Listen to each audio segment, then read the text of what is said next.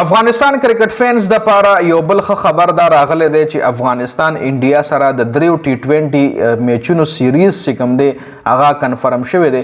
دا سیریز چې کوم دی د دې هوسټینګ به افغانستان سره وي، یعنی افغانستان به کوربه وي او انډیا به ملمه وي.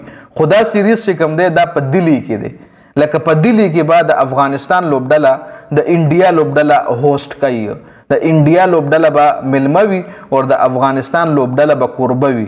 لکه په خپل وطن کې به د انډیا لوبډله ملمه وي او هوسټینګ به افغانستان سره وي. د هوسټینګ مطلب دا شو چې ګراوند پچ کنډیشن جوړول، ګراوند میچ د لپاره تیارول، براډکاسټینګ ټیم راوستل، ایډورټایزرز راوستل، هغه نه ریونیو جنریټ کېدل، دا د افغانستان کار دی.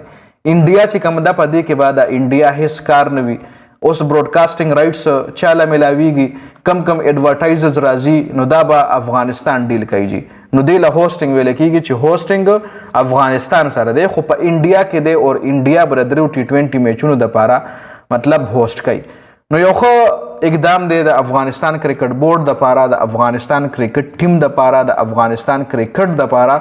انډیا سره اوس ریسنټلی اوس د افغانستان یو ټیسټ میچ شو چې هغه ته افغانستان بایللی او انډیا ته ډېر په اسانه باندې ګټلی.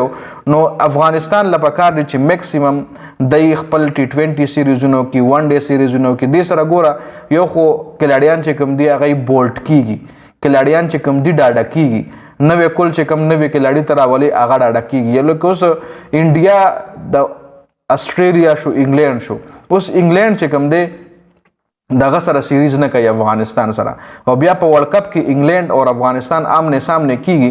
نو د افغانستان کلاډیان چې کوم دی غیله به د انګلینډ د کلاډیانو کمزوریان نه وي معلومي، د انګلینډ کلاډیان هینډل کیږي څنګه، د پریشر کې څنګه راوستل کیږي، د مطلب پریشر کې وکټ په دای نه څنګه اخلي، یا به د پریشر کې راولي څنګه، دا به د افغانستان کلاډیانو ته نه وي معلومه. لکه سیریز کې اکثر کلاډیان چې کوم وي د یو بل خامیان راوباسي.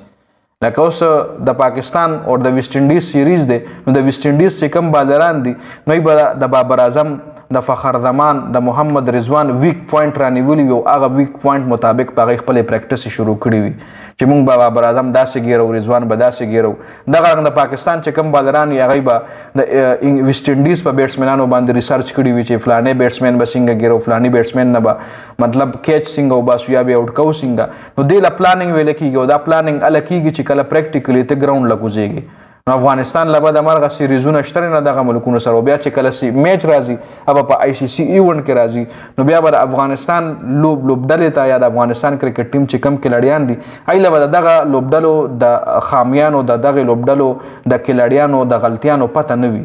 نو بیا هلته هغوی پریشر کې هم زیات راځي، ځکه افغانستان کلاډیان زاړه کلاډیان خو وکړي لکه ګرباش شو، نبی شو، راشد شو، عظمت الله عمرزی شو، ابراهیم زدران شو، دی خو پریشر کې ته نشي راوستی.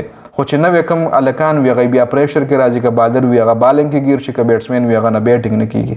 نو افغانستان له میکسیمم سیریزونه کول پکار دي او هر ملک سره کول پکار دي. افغانستان کرکټ بورډ له هر ملک سره ښه تعلق ساتل پکار دي. دې حوالې سره ستاسو څه رایه ده کمنټ لازمي وکړئ.